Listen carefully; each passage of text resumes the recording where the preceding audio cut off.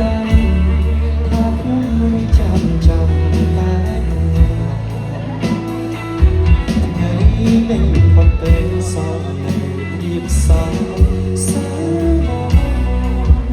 លេចទៅជួយប្រាប់នាងផងថាខ្ញុំរងចាំនេះ